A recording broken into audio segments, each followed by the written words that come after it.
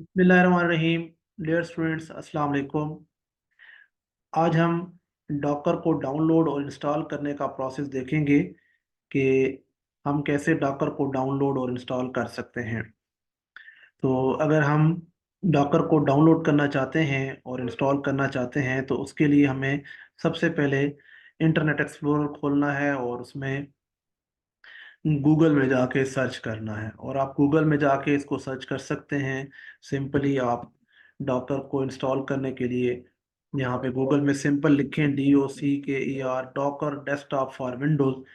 इस लिंक को जब आप ओपन करेंगे तो आपके पास बाय डिफ़ॉल्ट जो पेज खुलेगा डॉकर का, वो आपके लिए ये इंफॉर्मेशन लेके आएगा कि आप इंस्टॉल कर सकते हैं डॉकर को डेस्कटॉप ऑन विंडोज़। तो ये हमारे पास इंफॉर्मेशन है डॉकर को इंस्टॉल करने की।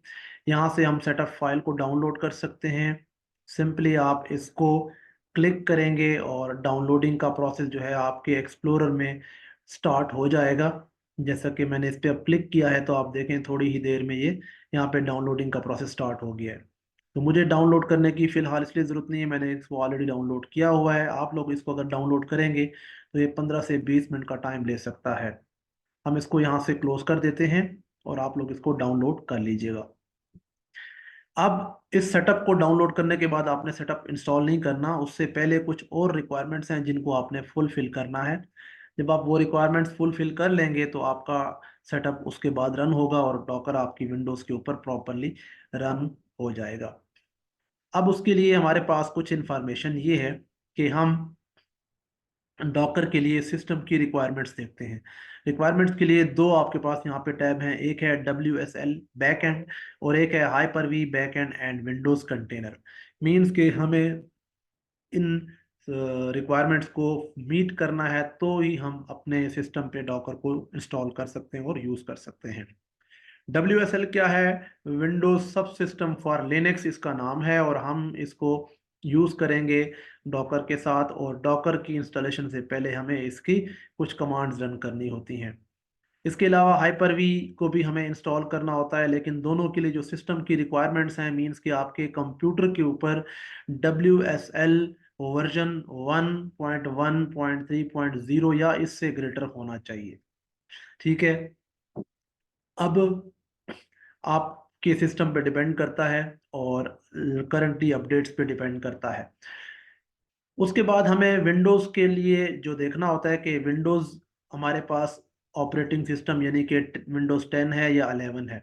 10 या 11 दोनों आपके पास हों तो आप दोनों पे इंस्टॉल कर सकते हैं, बट उसके लिए नेक्स्ट रिक्वायरमेंट है कि वो 64 बिट का ऑपरेटिंग सिस्टम होना चाहिए और उसका वर्जन होम, प्रोफेशनल, एंटरप्राइज या एजुकेशनल होना चाहिए।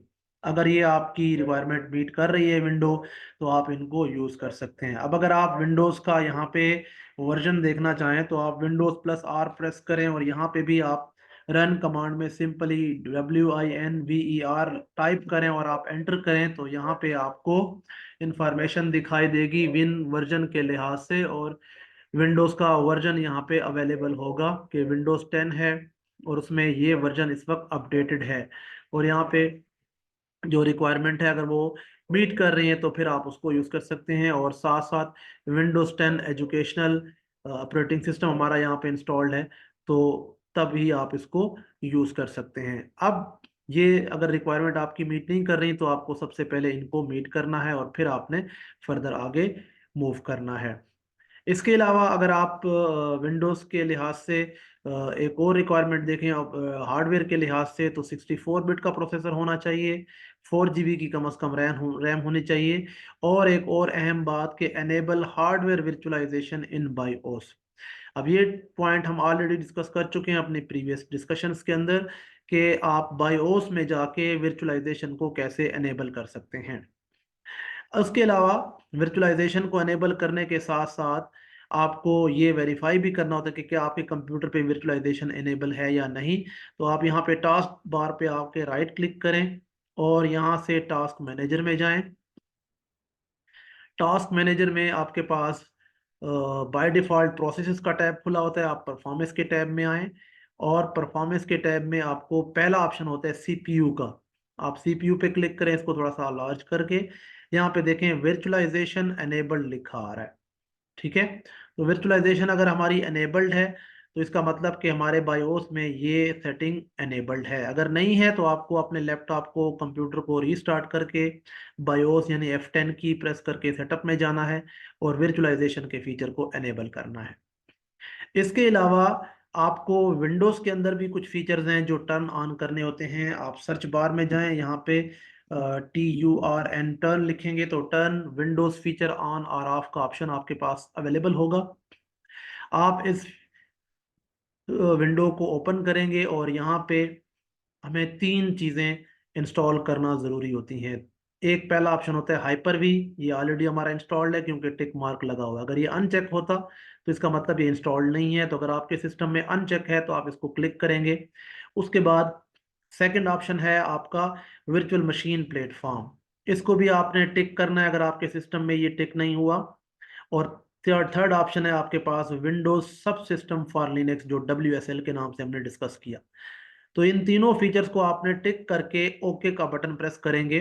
अब मेरे सिस्टम में चूंकि इंस्टॉल्ड है तो ओके के बाद रीस्टार्ट का ऑप्शन नहीं आएगा। आपके सिस्टम में नहीं है तो ये इन फाइल्स को अपलोड करेगा विंडोज की डायरेक्टरी में और फिर आपके सिस्टम को एक बार रीस्टार्ट होना पड़ेगा।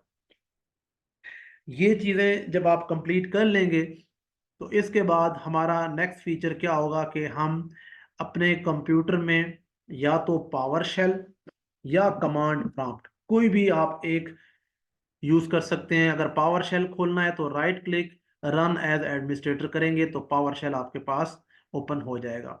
ये है हमारे पास पावर शेल की इन्वायरमेंट, जिसमें ऑलरेडी मैंने बहुत सारी सर्विसेज चला ली हैं ताकि हमें इंस्टॉलेशन में आसानी हो और स्टेप्स हमारे कम हो और टाइम हमारा कम स्पेंड हो। तो ये हमारे पास पावर शेल की इन्वायरमेंट है जो कि रन एज एडमिनिस्ट्रेटर आपके पास ओपन होके आ जाएगी। अगर आप कमांड प्रॉम्प्ट को चलाना चाहते हैं तो कमांड प्रॉम्प्ट से भी आप रन एज एडमिनिस्ट्रेटर चलाएंगे। दोनों एनवायरनमेंट आपके लिए अवेलेबल हैं, आप दोनों से भी काम, दोनों में से किसी एक से काम ले सकते हैं। अब हमारा जो डाउनलोडिंग का प्रोसेस था, जो आपके सिस्टम पे अगर वो डाउनलोड हो गया है तो अब आप उसको फिलहाल फिर भी यूज़ नहीं करेंगे क्योंकि हमने अभी WSL की इंस्टॉलेशन को कंप्लीट करना है। अब WSL की इंस्टॉलेशन को कंप्लीट करने के लिए आपको WSL की मैनुअल इंस्टॉलेशन जो सेटअप की सर्विसेज हैं आपने उसको ओपन करना है।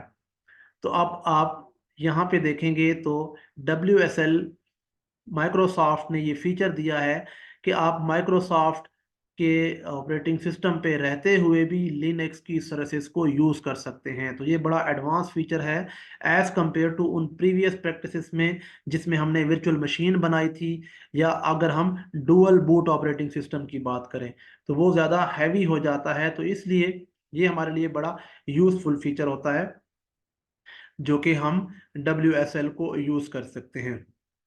अब अगर WSL को हमने इंस्टॉल करना है तो WSL को इंस्टॉल करने के लिए हमें यहाँ पे कुछ कमांड्स चलानी है जो कि स्टेप बाय स्टेप यहाँ पे मेंशन्ड हैं। अब आप इन कमांड्स को यूज़ कैसे कर सकते हैं, इस पेज को ओपन करने का जो लिंक है वो मैं वीडियोस की डिस्क्रिप्शन में मेंशन कर देता हूँ। आप उस लिंक को यूज़ करके आप इस पेज पे मूव कर सकते हैं आसानी से और आपको ये कमांड्स अवेलेबल होंगी। अब पहली कमांड जो है आपने चलानी है अपने कंप्यूटर में पावर शेल में या कमांड प्रॉम्प्ट में। सिंपली आप देखें ये कमांड यहाँ गिवन है इंस्टॉल करने के लिए, ठीक है। और आपने इस कमांड को चलाने के लिए क्या करना है, जस्ट यहाँ से कॉपी करना है। We recommend now moving on to setup step number 2। जब ये कमांड आपकी कंप्लीट हो जाएगी तो हमें स्टेप नंबर 2 पे जाना पड़ेगा। पहला स्टेप आपने लाजमी कंप्लीट करना है। अब इस कमांड को मैंने ऑलरेडी पावर शेल में रन किया तो मैं आपको दिखा देता हूं। इस कमांड को जहां पे मैंने रन किया है वो कमांड मेरे पास यहाँ पे अवेलेबल है।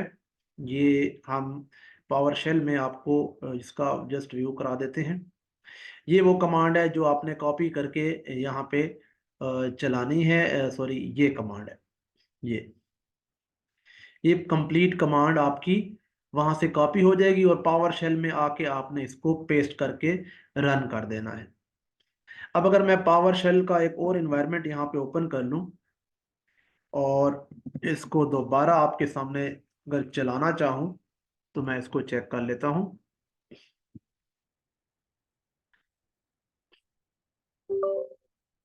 जी, पावर शेल को मैंने एक और न्यू टैब में भी एज अ एडमिनिस्ट्रेटर रन कर लिया है। और उस कमांड को आपने जस्ट कॉपी करना है यहाँ से। ये हमने कॉपी किया और पावर शेल की इस इन्वायरमेंट में आके इसको पेस्ट करना है। ठीक हो गया। पेस्ट करने के बाद आप एंटर प्रेस करेंगे और फिर आप वेट करेंगे अपनी मशीन के ऊपर और फिर उसको आप रन करेंगे।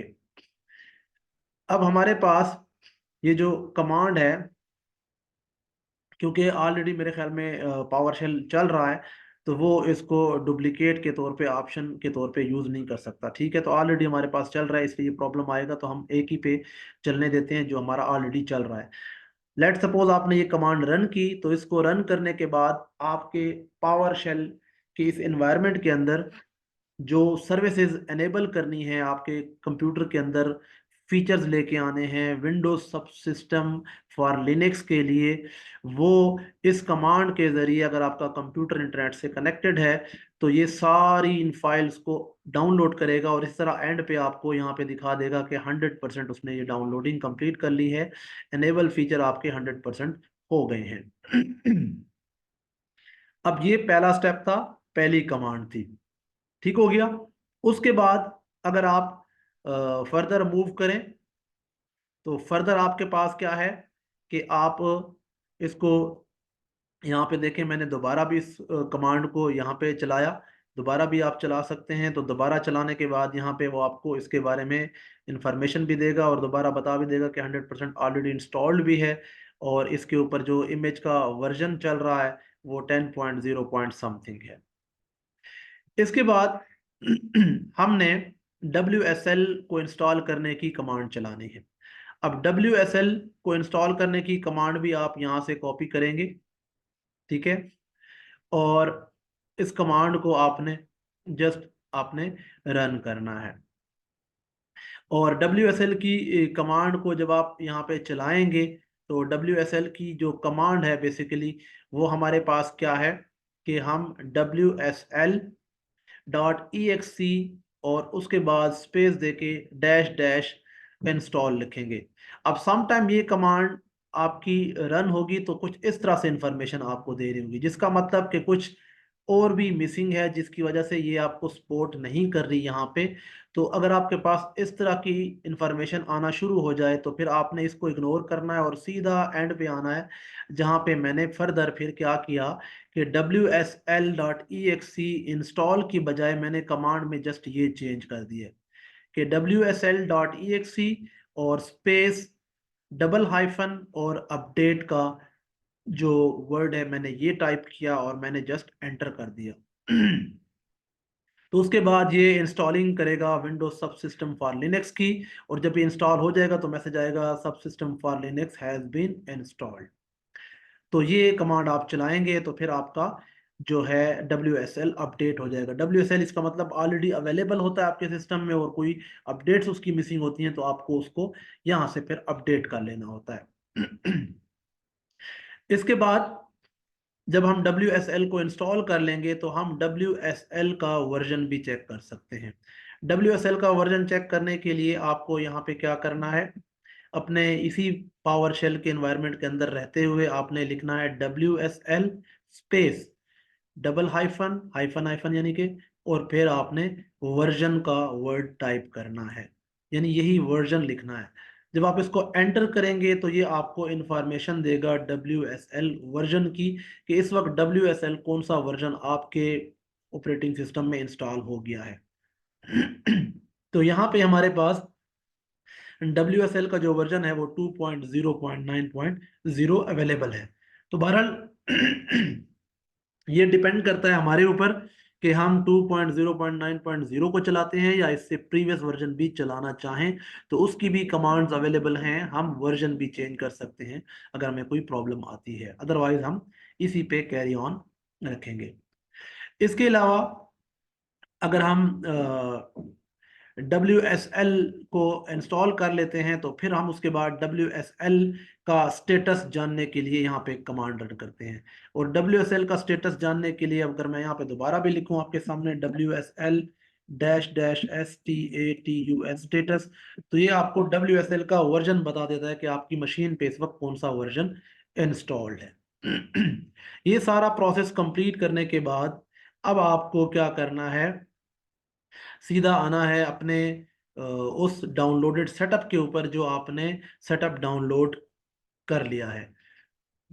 यानी ये 3-4 कमांड रन करने के बाद आपको वो डाउनलोडेड सेटअप की तरफ मूव करना है। तो हमने जो सेटअप डाउनलोड किया हुआ है वो यहाँ पे अवेलेबल है। इस सेटअप को आप राइट क्लिक करके सिंपली रन एज एडमिनिस्ट्रेटर का जो ऑप्शन है इस पे आप क्लिक करेंगे, और उसके बाद एक मैसेज आएगा। अगर आप इसको परमिशन देंगे यस, तो तब ये आपके सिस्टम पे इसको इंस्टॉल करेगा, अदरवाइज ये इंस्टॉल नहीं करेगा। अब इसकी इंस्टॉलेशन का जो प्रोसेस है थोड़ा सा टाइम टेकिंग हो सकता है, बट एक चीज़ सबसे इम्पोर्टेंट यही है कि आपकी मशीन की रैम 8 GB लाजमी होनी चाहिए। इन्होंने तो रिक्वायरमेंट में 4 GB लिखा है, बट 4 GB भी कम पड़ जाती है, क्योंकि ये इतना भी इजीली मैनेज नहीं हो सकता कि हम 4 GB में अपने सिस्टम पे बाकी सर्विसेज भी चला रहे हो और साथ साथ हम डॉकर को भी चला रहे हो। तो बेटर यही है कि 8 GB कम से कम रैम हो। 4 GB में चल जाता है, मेरे लैपटॉप पे जिस पे हम यूज़ कर रहे हैं ये भी 4 GB पे ही इस वक्त चल रहा है। बट आप देख रहे हैं कि ये रन होने में अभी कितना टाइम ले रहा है। रन एज एडमिनिस्ट्रेटर पे हमने क्लिक तो कर दिया, बट स्टिल हमारे पास कोई मैसेज जनरेट नहीं हुआ और हम उसका वेट कर रहे हैं। तो बहरहाल इस प्रोसेस को हम वेट करने के बाद यस का ऑप्शन आ गया है, हम इसको यस कर देंगे।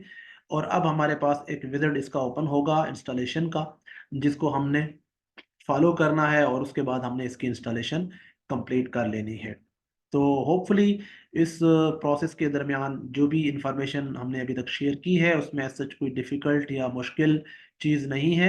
बस आपने अपने लैपटॉप पे, अपने डेस्कटॉप पे जो भी आपके पास मशीन अवेलेबल है उस पे इन कमांड्स को रन करना है सबसे पहले, साथ साथ ये सेटअप डाउनलोड कर लेना है और आपने इसको इंस्टॉल कर लेना है। अब थोड़ा सा टाइम दोबारा ये टेक करेगा और उसके बाद हमारे पास सेटअप का विजिट यहाँ पे ओपन हो जाएगा। इसी तरह आप इसकी इंस्टॉलेशन करने से पहले WSL की बाकी भी इंफॉर्मेशन जो यहाँ पे वेबसाइट पे अवेलेबल है, आप इन इंफॉर्मेशंस को देख सकते हैं। अगर आपने स्पेसिफिकली किसी ऑपरेटिंग सिस्टम को इंस्टॉल करना है, जिस तरह के लिनक्स के ऑपरेटिंग सिस्टम्स अवेलेबल हैं डिफरेंट, तो ये स्टेप भी आप फॉलो कर सकते हैं। Install your Linux distribution for choice. Linux के जितने भी फ्लेवर्स मौजूद हैं वो आपको इस वेबसाइट के पेज पे मिल जाएंगे। माइक्रोसॉफ्ट के स्टोर पे भी आप जा सकते हैं, इस लिंक पे आप क्लिक करेंगे और ये सारे वर्जन्स हैं जो आपके लिए अवेलेबल हैं। मीन कि आप विंडोज़ ऑपरेटिंग सिस्टम में रहते हुए इन तमाम में से किसी भी या तमाम को भी अपनी हार्डवेयर की रिक्वायरमेंट के मुताबिक इंस्टॉल कर सकते हैं। और अब अगर आप इनमें से किसी एक को सिलेक्ट कर लेते हैं और गेट कर लेते हैं और इसका जब आप सेटअप चलाएंगे तो बस सिंपली आपने अपने कंप्यूटर पे इसका यूज़र नेम और पासवर्ड सेट करना है और आपकी इंस्टॉलेशन कंप्लीट हो जाएगी। यानी मैसेज आ जाएगा, congratulation you have successfully installed and setup Linux. यानी कि आप लिनक्स के जितने भी फ्लेवर्स हैं उनको भी इंडिविजुअली इंस्टॉल कर सकते हैं। बट अभी हमारी फर्स्ट प्रेफरेंस यही है कि पहले एक डॉकर का एनवायरनमेंट प्रॉपर सेटअप हो जाए, तो फिर हम इन तमाम भी स्टेप्स को फॉलो कर सकते हैं और अपनी सर्विसेज को हम जारी रख सकते हैं। तो अब हमारे पास डॉकर का जो इन्वायरमेंट है वो लोड होके स्टार्ट होने लगा है।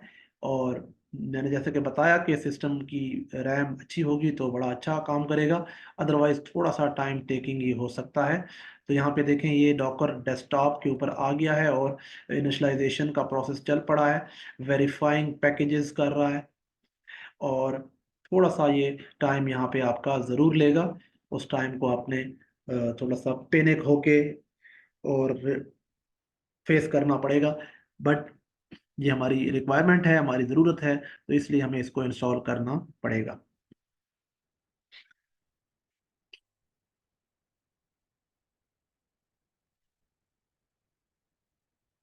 वही बात के हमारे सिस्टम की जो हार्डवेयर की ये होती है, स्पीड होती है, यानी कि रैम, प्रोसेसर, अगर ये ज़्यादा बेटर हैं, मींस कि अगर रैम डबल है, 4 की बजाय 8 है, तो फिर बड़ा स्मूथ ये वर्क करने लग जाता है। और 4 GB में थोड़ा सा आपको फेस करना पड़ेगा ये टाइम जो आपका टेक कर रहा है इस वक्त। बहरहाल इसकी इंस्टॉलेशन इसी तरह से बहुत सिंपल है, आप इसको इंस्टॉल कर सकते हैं अपनी मशीन के ऊपर बगैर किसी प्रॉब्लम के। हाँ, अगर इसके अलावा फिर भी कोई प्रॉब्लम आता है तो आप मुझसे डिस्कस कर सकते हैं, इस वीडियो के कमेंट्स में भी आप उसके बारे में पूछ सकते हैं, और डायरेक्टली भी आप मुझसे कम्युनिकेट कर सकते हैं। दोनों ऑप्शंस आपके लिए अवेलेबल हैं।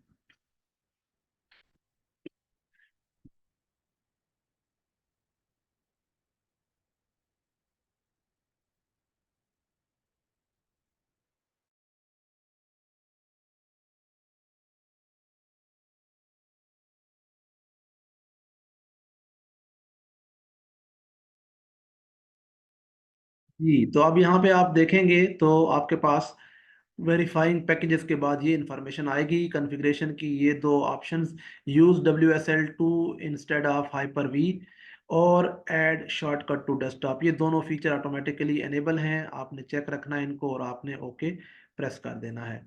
अब ओके के बाद आप अपनी स्क्रीन पे देखेंगे तो जितने भी पैकेजेस थे उसने जो वेरीफाई कर लिए थे, अब उन पैकेजेस को अनपैकेजिंग का प्रोसेस जो है वो स्टार्ट कर चुका है। और अब ये अनपैकेजिंग की जो फाइल्स हैं आपकी, वो वन बाय वन आपकी विंडोज की डायरेक्टरीज में इंस्टॉल हो रही हैं। ये भी थोड़ा सा टाइम ज़रूर लेगा हमारा, और इसको आपने वेट करके, और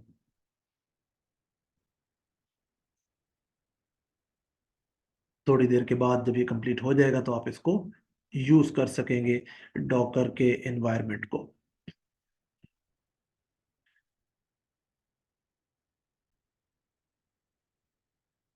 तो पैकेजेस कंप्लीट अनपैकिंग के बाद आपके पास इंफॉर्मेशन ये आ जाएगी, installation succeeded, close and log out. तो आप इसको close and log out click कर दें, और आपके पास जो डॉकर है वो डेस्कटॉप पे उसका जो शॉर्टकट आइकन है वो अवेलेबल हो जाएगा।